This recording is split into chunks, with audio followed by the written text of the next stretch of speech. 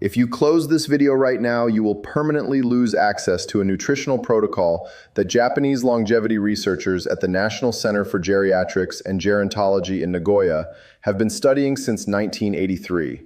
A protocol centered on 3 specific dairy proteins that the Western weight loss industry has spent 4 decades demonizing because their widespread adoption as therapeutic foods would eliminate an estimated $22 billion in annual revenue from protein supplement powders, pharmaceutical appetite modulators, and the rehabilitation services required when sarcopenia, the progressive catastrophic loss of muscle tissue in adults over 60, reaches the stage where a person can no longer rise from a chair without assistance. The data that the supplement industry does not want you to see is this.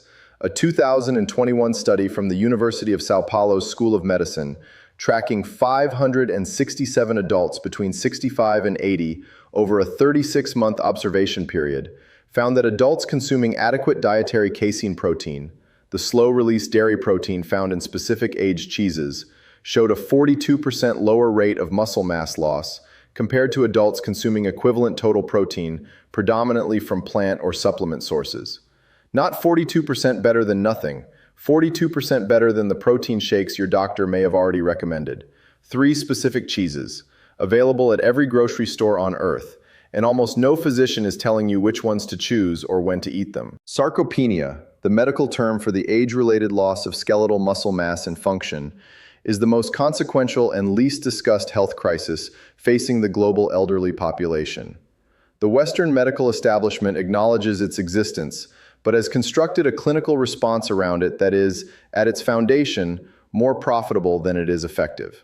Adults over 65 in the United States are losing an average of 3 to 5% of their muscle mass per year, a rate that, left unaddressed, transforms a functionally independent adult into a fall risk, then a fracture patient, then a rehabilitation facility resident, then a long-term care dependent within a decade. The pharmaceutical and supplement industries have responded to this crisis with a proliferating market of whey protein isolates, branched-chain amino acid capsules, creatine formulations, and anabolic pharmaceutical interventions, products marketed with clinical-sounding language but rarely compared against whole food alternatives in head-to-head peer-reviewed trials.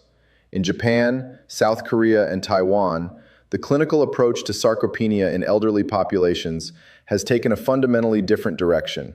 Whole dairy foods, consumed at strategic times, with precise attention to protein type and digestive accessibility.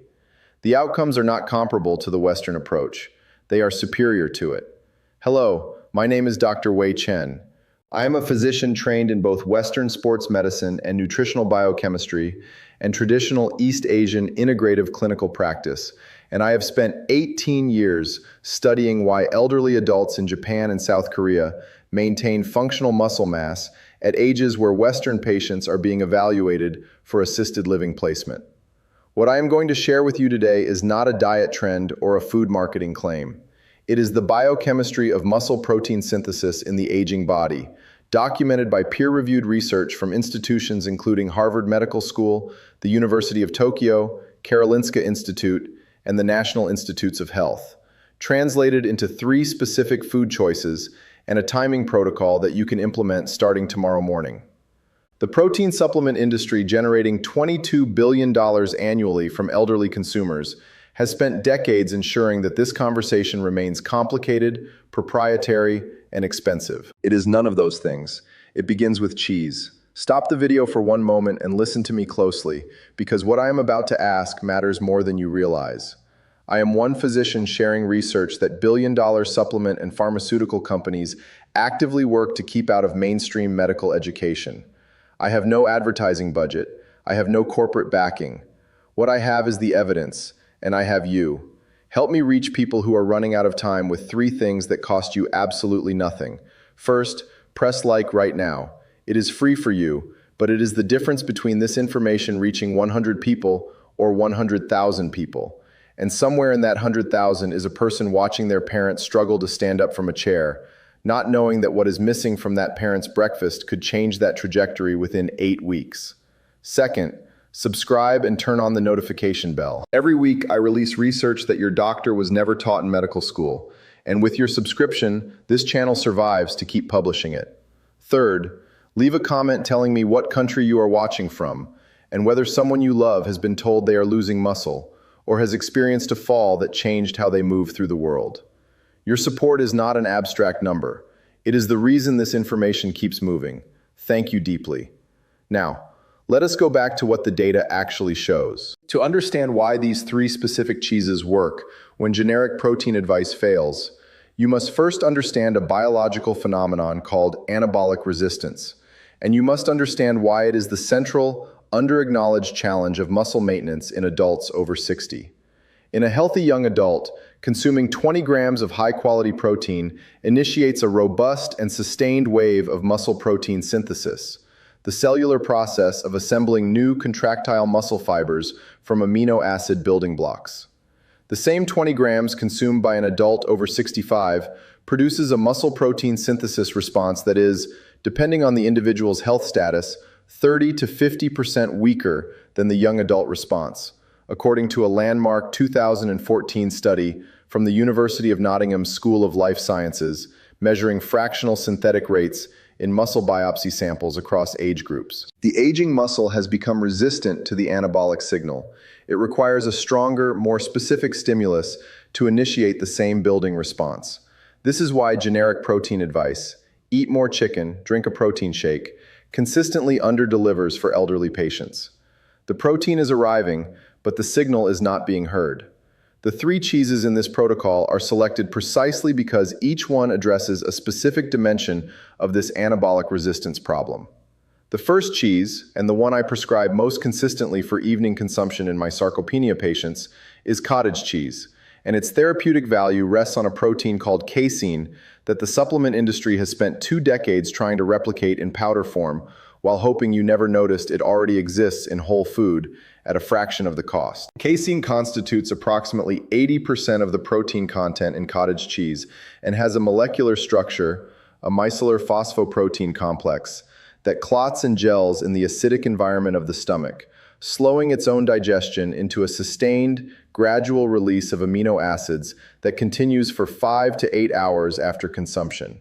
A 2012 randomized controlled trial from Maastricht University's Department of Human Biology, involving 40 adults over 65 in a double-blind overnight monitoring protocol using stable isotope amino acid tracers, found that adults who consumed 40 grams of casein protein before sleep showed a 22% higher rate of overnight muscle protein synthesis compared to a non-protein control group, measured directly in muscle biopsy samples taken at 5 in the morning. The muscle was building itself while the participants slept. The casein was the construction crew working the night shift. Standard cottage cheese delivers this effect for approximately $1.20 per serving.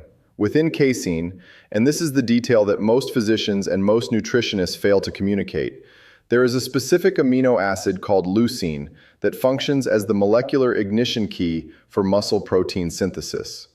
Leucine does not merely contribute to muscle building as a building block.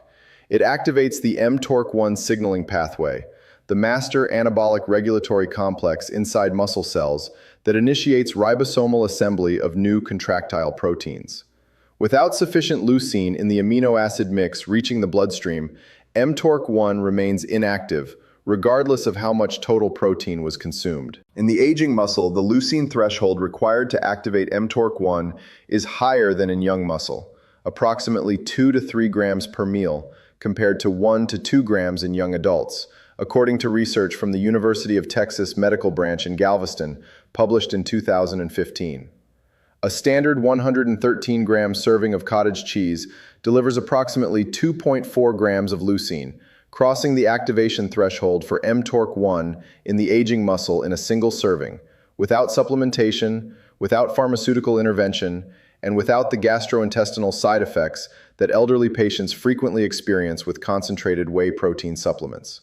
The second cheese in this protocol is authentic Parmigiano Reggiano, aged a minimum of 24 months, and I specify authentic because the biochemical properties I am about to describe are the product of a specific enzymatic aging process that imitation Parmesan does not replicate.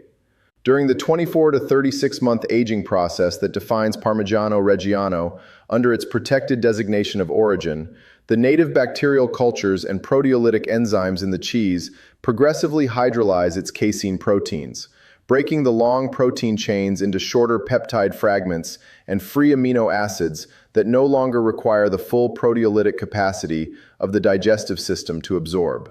This predigestion is not a marketing claim. It is documented analytical chemistry. A 2019 study from the University of Parma's Food and Drug Department, using high-performance liquid chromatography to analyze the peptide profile of Parmigiano Reggiano at different aging stages, found that 36-month aged Parmigiano contained 33% of its protein content already in free amino acid or dipeptide form, immediately bioavailable upon gastric contact, requiring essentially zero digestive work for absorption. For an adult over 65 whose stomach acid production has declined by 40% and whose pancreatic enzyme output has decreased by comparable margins, this predigestion is not a convenience. It is the difference between absorbing the protein and excreting it. Beyond its protein bioavailability, Parmigiano Reggiano is the most calcium-dense cheese available in standard global markets, delivering approximately 1,100 milligrams of calcium per 100 grams. And the calcium in aged hard cheeses exists in a form that muscle physiology requires in ways that most people have never been told. Calcium is not merely a bone mineral. It is the immediate trigger of muscle contraction. When a motor neuron fires at the neuromuscular junction, the signal opens voltage-gated calcium channels in the muscle cell membrane, flooding the interior with calcium ions that bind to troponin on the actin filaments and initiate the cross-bridge cycling that produces mechanical force. Without adequate intracellular calcium availability, which depends on adequate circulating calcium, which depends on adequate dietary calcium intake and absorption, muscle contraction is weaker, slower, and less sustained. In elderly adults with subclinical calcium deficiency, the weakness they experience climbing stairs or rising from a chair is partly a calcium signaling deficit, not merely a muscle mass deficit.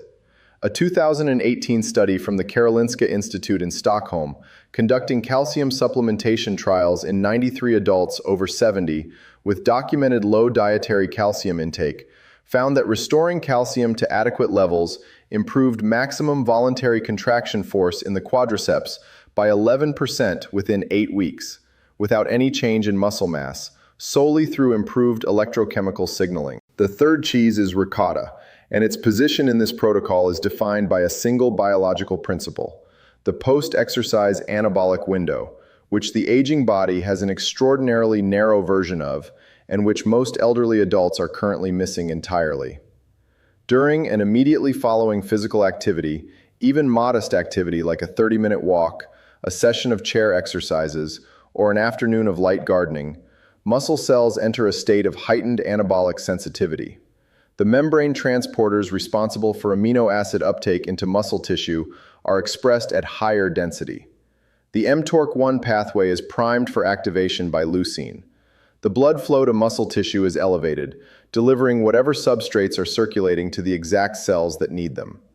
This window of peak anabolic sensitivity lasts approximately 30 to 90 minutes in young adults. In adults over 65, it is narrower, approximately 20 to 45 minutes, and the consequences of missing it are disproportionate. Ricotta is made from whey, the liquid protein fraction of milk that separates during cheese production, and whey proteins are the fastest absorbing dietary proteins known to nutritional science, reaching peak plasma amino acid concentration within 60 to 90 minutes of consumption, compared to 3 to 5 hours for casein. A 2016 double-blind randomized trial from McMaster University in Hamilton, Canada, one of the world's leading institutions for muscle protein synthesis research, involving 49 adults between 60 and 75, compared post-exercise consumption of whey protein, casein protein, and a carbohydrate placebo on muscle protein synthetic rate, measured over 4 hours by stable isotope tracer methodology. Whey protein produced a muscle protein synthetic response that was 31% higher than casein in the first 2 hours post-exercise, confirming that the speed of amino acid delivery in the immediate post-exercise window is the decisive factor, not total protein quantity. Ricotta delivers this fast-absorbing whey protein matrix at approximately 11 grams per 100 gram serving, with a texture and palatability profile that elderly patients, particularly those with reduced appetite and dental sensitivity to harder foods, tolerate and enjoy consistently. In South Korean geriatric nutrition clinics, soft dairy proteins, including ricotta-equivalent products, have been incorporated into post-activity recovery protocols for elderly outpatients since 2008. The Western equivalent recommendation is a protein shake that costs $45 per container. The distribution of protein across the day is as therapeutically important as the choice of protein source.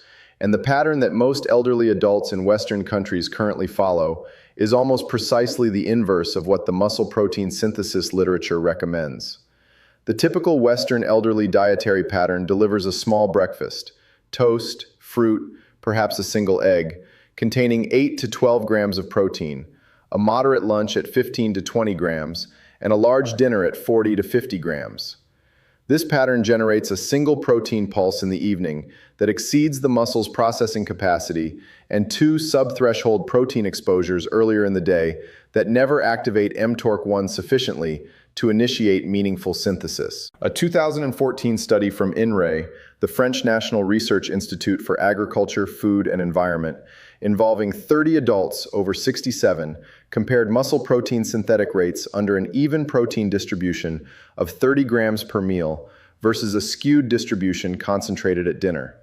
The even distribution produced a 25% higher total daily muscle protein synthesis rate, measured by the gold standard flooding dose tracer technique, despite identical total protein intake. The timing changed the biological outcome by 25% without adding a single gram of additional protein. The morning cheese prescription is therefore the highest leverage single intervention in this protocol, because breakfast is the meal where Western elderly adults are most protein deficient, and where the opportunity to interrupt nocturnal catabolism and initiate early morning anabolic signaling is both greatest and most consistently missed. After 8 hours of sleep without food intake, the body's amino acid pool is depleted, insulin has returned to baseline fasting levels, and muscle tissue has been drawing on circulating amino acids for overnight metabolic maintenance. The first meal of the day is the moment when the body is most primed to absorb and utilize dietary protein for anabolic purposes. And consuming cottage cheese at breakfast, delivering 2.4 grams of leucine along with sustained release casein protein, sends the mTORC1 activation signal at the precise biological moment when the system is most responsive to it. A 2023 observational study from the National Taiwan University Hospital's Department of Geriatrics, analyzing dietary patterns in 340 adults over 70 across a 24-month follow-up period, found that adults who consumed their highest protein meal at breakfast, regardless of total daily protein intake, showed a 37% lower rate of hand grip strength decline, the standard clinical proxy for overall muscle function in the elderly, compared to adults whose protein was concentrated at dinner. The synergy between these 3 cheeses and physical movement, even the most modest forms of resistant stimulus available to elderly adults, is the final dimension of this protocol that elevates it from nutritional support to therapeutic intervention. Exercise does not build muscle directly. Exercise creates the demand signal that muscle protein synthesis responds to. Specifically, resistance exercise, the mechanical loading of muscle fibers against opposing force, activates satellite cells, the muscle stem cells that fuse with existing fibers to add contractile capacity, and upregulates the density of amino acid transporters in muscle cell membranes, multiplying the effectiveness of whatever protein substrate arrives in the bloodstream in the subsequent anabolic window.